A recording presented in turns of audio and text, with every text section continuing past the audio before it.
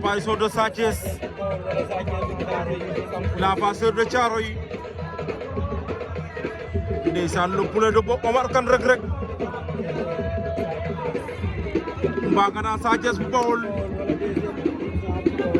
waaw samp na béjjën de fii ci Kër Socé. ndeysaan jëlama Ngondur bu Toubacouta. waaw nee naa leen tey mu andi Sa Thiès de kon ni Sa Thiès.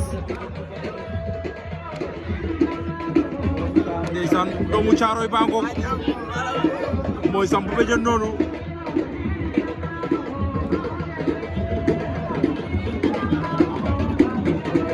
kon ni Sa Thiès. waaw Cheikh Tidiane Tine. waaw l'avanceur de Farabougum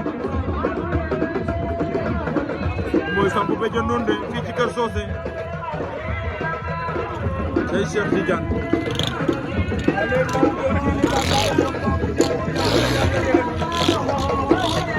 waaw Tony Junior l'avanceur de Kër Mbir Ndaw. waaw samp na béjjën de fii ci Kër Socé.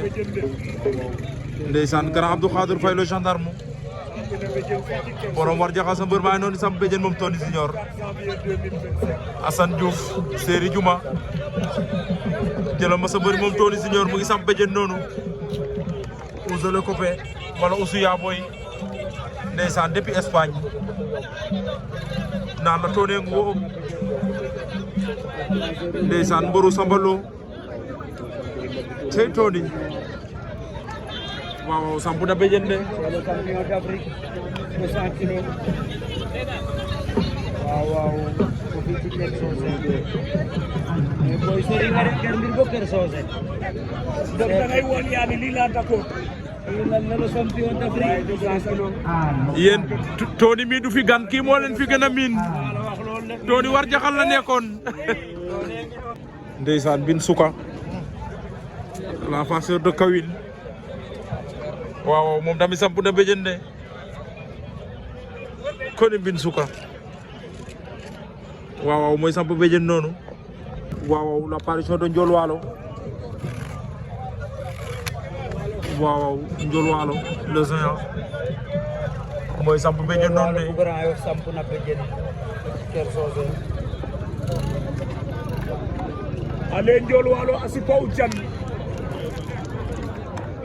l'avanceur de Walo ba l'avanceur de Njongolor. maa nga naan borom Grand Yoff. wala borom Grand Yoff ba tey nag. waaw samp na béjjën fii ci Kër Socé le 24 janvier 2027. boo ni Ndiol ne Walo.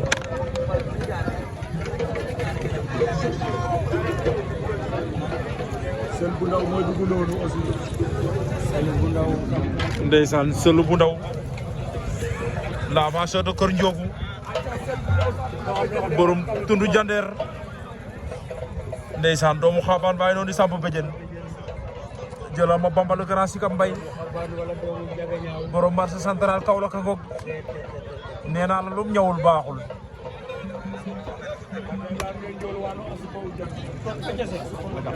Seychelles top 5 waaw mooy samp béjjën noonu borom xaabaan ak li ko wër.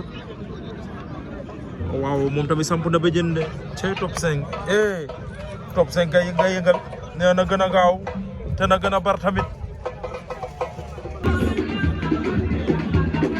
waaw Modou Lo l'avanceur de Darou Mbitène. waaw mooy samp béjjën noonu fii ci Kër Socé. Modou Lo bu Darou Mbitène a ngoog. waaw mu ngi ca suuf mu ngi ca débat ya tey Modou Lo.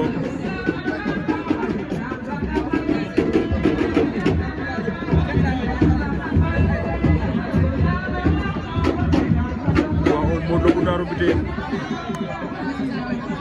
moo samp noonu de.